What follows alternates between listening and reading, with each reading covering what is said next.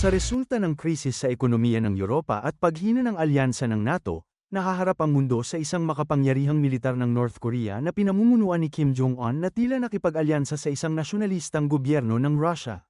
Sa pagtatangkang iligtas ang magulong sitwasyon sa buong mundo, pinaalis ng Amerika ang karamihan sa mga sundalo nito, na iniwan ang mga istruktura ng Amerikano sa kanilang tahanan na bukas sa lahat ng anyo ng pag-atake, kabilang ang mga cyber attack mula sa mga kaaway na bansa. Nagbubukas ang pelikula sa isang high school football match sa Spokane, Washington, na nagtatampok kay Matty Kurt bilang isa sa mga manlalaro. Ang koponan ni Matty na Wolverines ay naglalaro laban sa isang koponan mula sa ibang paaralan na tinatawag na Titans. Habang tumatagal ang laro, biglang lumitaw ang kasintahan ni Matty na isang cheerleader na nagngangalang Erica.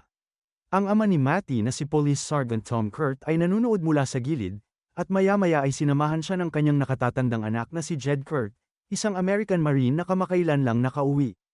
Pagkatapos ng laro ay umalis si Jed at pumunta sa malapit na bar para uminom. Doon ay nilapitan siya ni Tony Walsh, isang kakilala simula noong bata pa na malinaw na may gusto sa kanya. Habang ang dalawa ay nag-iinit sa isa't isa ay dumating sina Matty at Erica sa bar. Gayunpaman, panandalian lang ang pananatili nila sa bar dahil makalipas ang ilang sandali, ang hindi inaasahan na pagkawala ng kuryente ay humahantong sa pag-uwi ng lahat. Pagbalik sa bahay ay lumabas si Tom upang pumasok sa kanyang trabaho, na iniiwan ang kanyang dalawang anak na lalaki sa bahay ng sila lang.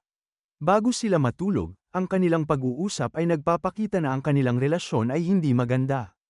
Kinaumagahan ay nagising sina Jed at Matty dahil sa kaguluhan sa labas. Paglabas nila ng bahay ay laking gulat nila nang makita ang ilang North Korean paratrooper at transport aircraft na umaaligid sa kalangitan.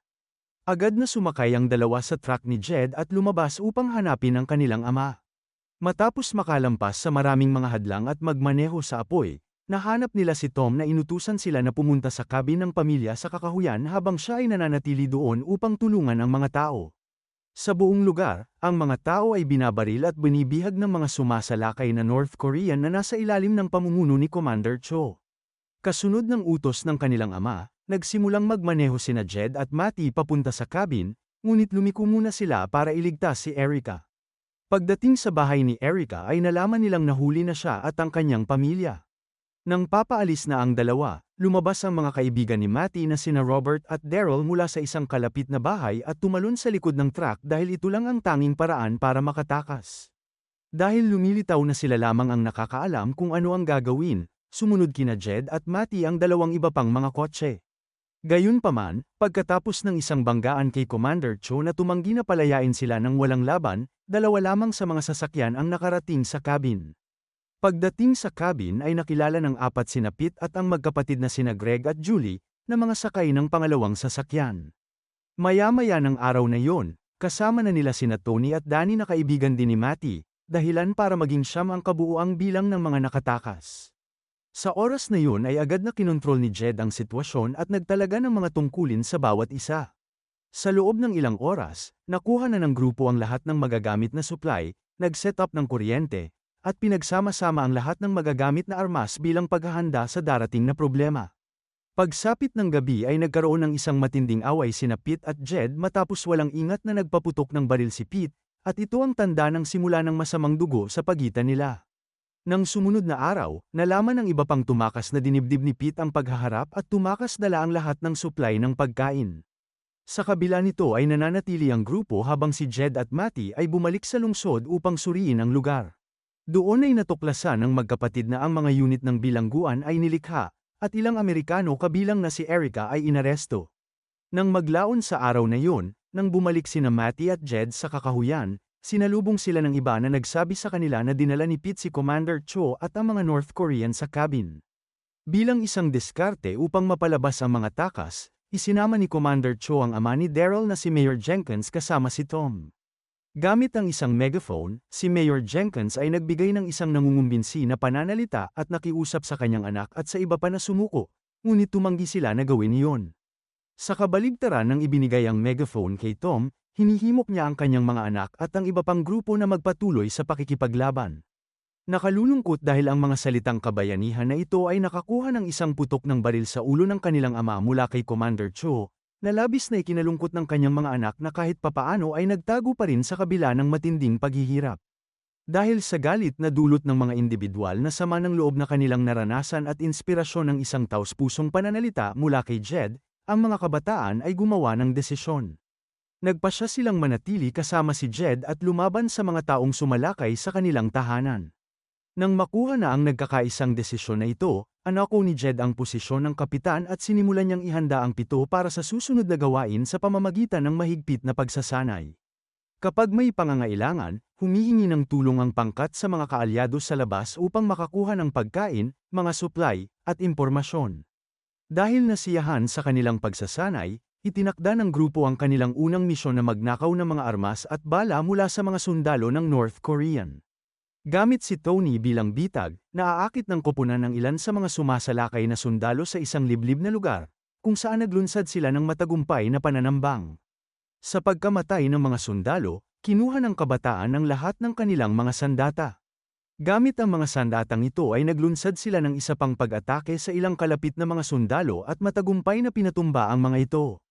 Pagkatapos nito ay hinalughog nila ang sasakyang militar na binabantayan ng mga sundalo at tumakas kasama ang lahat ng laman nito, kabilang na ang mga pampasabog.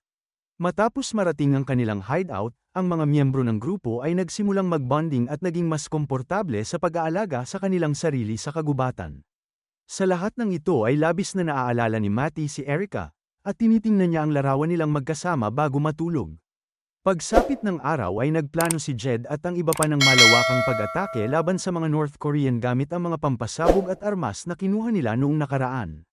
Ang pag-atake ay binubuo ng ilang kalkuladong pagsabog sa iba't ibang himpilan ng hukbo ng North Korea.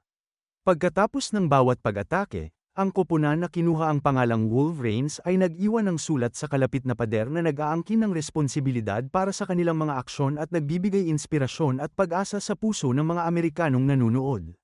Sa lugar kung saan nakatakdang mangyari ang isa sa mga pagsabog, nakita nina Jed, Danny at Matty si Pete, na tumanggap ng posisyon bilang isang assistant sa North Korean forces. Sa kalaunan ay namatay si Pete sa pagsabog ngunit bago mangyari ito ay ipinakita ni Matty sa kanya ang gitnang daliri nito. Dahil nasisiyahan sa tagumpay ng kanilang misyon, sinimulan ng Wolverines ang kanilang plano sa pagtakas. Pagbalik sa kanilang bagong hideout sa isang inabandonan na minahan, tinalakay ng 8 kung ano ang pinaka-namimiss nila mula sa mga araw na normal ang mga bagay. Nang si Matty na ang magsasalita ay nananatili siyang tahimik, at hindi nagtagal ay bumalik siya sa lungsod ng mag-isa, umaasang makikita si Erica. Hindi nagtagal ay nakita niya si Erica sa isang bilangguan mula sa malayo. Pagbalik ni Matty sa gabi, nadatnan niya ang nagagalit niyang kapatid na naghihintay sa kanya sa labas. Hindi nagtagal ay nagkaroon ng pagtatalo sa pagitan ng dalawa, kung saan inakusahan ni Jed si Matty na nilalagay sa panganib ang koponan at doon ay sinabi ni Matty na mas pamilya pa ang turing niya kay Erica kaysa sa kanya. Nang uminit ang mga bagay ay itinulak ni Jed si Matty gayunpaman, sa halip na lumaban ay inihagis ni Matty ang kanyang telepono sa lupa na sinasabing naglalaman nito ng impormasyon kung paano mahuhuli si Cho bago umalis. Nasa telepono ang impormasyon tungkol sa isang rally na pupuntahan ni Commander Cho sa Main Square. Agad na nagplano si Jed na kunin ng commander habang siya ay nasa entablado. Ayon sa plano, ang isang bomba na nasa kotse malapit sa lokasyon ay magsisilbing pang-akit, at sa gitna ng lahat ng kaguluhang dulot ng unang bomba, ang pangalawa ay sasabog sa ilalim ng entablado, na pinapatay sa lugar si Cho at ang kanyang mga kaalyado. Sa susunod na eksena, dumating na ang araw na kanilang hinihintay, at habang puspusan ang pagsisimula ng rally, ang Wolverines na nakaposisyon sa buong lugar ay sinimulan ang plano na nagsimula sa bomba na nasa kotse. 70 segundo bago ang unang pagsabog, nakita ni Daryl ang kanyang ama sa entablado kasama si Cho. Bagamat mahirap ito para sa kanya, hindi umatras ang binatilyo. Sa halip ay nagbigay siya ng go signal para sa pagsisimula ng palabas. Wala pang 1 minuto bago mangyari ang pagsabog ay nakita ni Matty ang isang bus na naghahatid sa mga bilanggo. Nang makita niya si Erica sa loob ay tuluyan na siyang nawala ng pokus at hiniling na pasabugin ni Julie ang sasakyan kahit hindi pa oras. Sa kalaunan pagkatapos ng pagsabog, hinabol niya ang bus na sinasakyan ni Erica.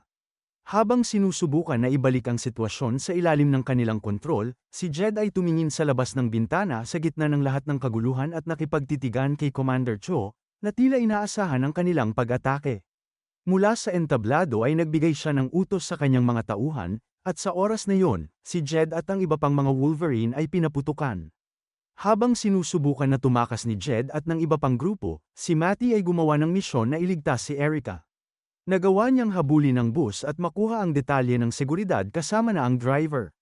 Sa bus ay nagkaroon ng emosyonal na pagkikita sina Matty at Erica, ngunit nang subukan niyang tumakas kasama siya ay napagtanto niyang nakakadena siya sa upuan. Sa labas, ang natitirang bahagi ng koponan ay nakatakas sa gusali at desperado na tinatawag si Matty, ngunit hindi niya sila napapansin.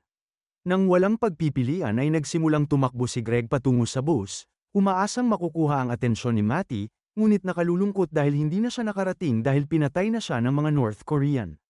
Dahil patay na si Greg, mainit ang ulo ng mga sundalo at si Matty ay naninindigan sa pagliligtas kay Erica. Sinimulan ng natitirang 6 na miyembro ng grupo ang kanilang planong pagtakas at iniwan si Matty. Samantala sa bus, kahit papaano ay nahanap ni Matty ang mga susi at pinalaya si Erica mula sa kadena. Habang ang natitirang bahagi ng grupo ay tumakas sa pamamagitan ng isang tubo at nagmaneho palayo sa isang ninakaw na sasakyan, bumaba naman sa bus sina Matty at Erica. Sa kasamaang palad ay agad silang tinugis ng ilang mga opisyal, ngunit sa kabutihang palad ay nakatakas sila sa tulong ng isang may-ari ng tindahan ng damit. Lumabas ang dalawa sa tindahan na medyo iba ang itsura, at mukhang hindi na sila nakikilala ng mga opisyal. Sa labas ay nakita ni Tony sina Erica at Matty na papalapit, at natuwa siya nang makitang ligtas si Erica. Habang papasok si Matty, lumabas si Jed mula sa loob at ibinalita ang pagkamatay ni Greg, na nagpapahiwatig na ang desisyon ni Matty na kumilos ng mag-isa ay nagbuwis ng buhay ni Greg. Nang maglaon ng gabing yun, sinabi ni Erica sa grupo na ang mga Ruso ay nasangkot na, at ang mga mananakop ay nagtipon ng isang listahan ng lahat ng kanilang mga kaalyado. Bilang tugon ay ipinahayag ni Jed at ng iba pa ang kanilang intensyon na protektahan ang pinakamarami sa kanilang mga kasamahan hanggat maaari. Kinabukasan, ang may-ari ng tindahan na tumulong kina Matty at Erica ay dinala sa ilang opisyal ng North Korean at hinatulan ng kamatayan dahil sa pagtulong sa Wolverines. Gayunpaman bago maganap ang pagpatay, ang Wolverines ay dumating at nagpaputok sa mga opisyal mula sa ilang matataas na lugar. Matapos manalo sa labanan, ang Wolverines ay nagdiwang sa pamamagitan ng pagsigaw sa kanilang pangalan, at ang ilang miyembro ng pangkalahatang publiko ay sumali sa pagsigaw, na nagpapahiwatig na ang grupo ay nakakuha ng lubos na mga tagasunod.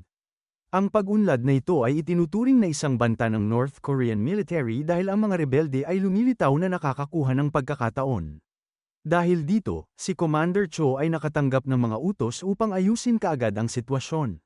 Samantala sa kampo ng Wolverines, hindi matanggap ni Matty ang nangyari kay Greg kaya humihiwalay siya sa iba. Nang lumipas ang 3 araw at hindi pa rin siya umuwi, lumabas si Jed upang hanapin siya. Nang sila ay magkaharap, ang magkapatid ay nagkaroon ng emosyonal na pag-uusap na tumutulong sa kanila na malutas ang ilang mga isyu mula sa nakaraan. Nang gabing yun ay bumalik si Matty sa minahan. Maya-maya ng gabing yon, si Tony at Jed na nakaupo sa tabi ng lawa na akmang maghahalikan ay napagtanto na inaatake ang minahan kaya't nagmadali silang bumalik. Sa minahan, sa gitna ng lahat ng kaguluhan ay inutusan ni Jed ang kanyang mga miyembro na tumakbo ngunit nakalulungkot dahil nabigo sina Danny at Julie na makalabas ng buhay. Ang 6 na nakaligtas ay magkasama na pumasok sa loob ng kakahuyan upang maiwasan na mahuli. Doon ay nakita nila si Marine Sergeant Major Andrew Tanner at ang kanyang mga kasama na sina Corporal Smith at Sergeant Hodges. Matapos matukoy na sila ay nasa parehong panig, si Andrew at ang kanyang mga tauhan ay nagbigay sa Wolverines ng ulat ng sitwasyon kung ano na ang nangyayari sa bansa. Pagkatapos ay isiniwalat nila na may plano silang magnakaw ng suitcase na naglalaman ng radio telephone na EMP resistant mula sa mga North Korean at humingi ng tulong sa Wolverines. Sa kamay ng puwersa ng Amerika, ang aparato ay magiging isang epektibong kagamitan para sa pag-espiya sa mga mananakop at sa huli ay magbibigay sa kanila ng kalamangan.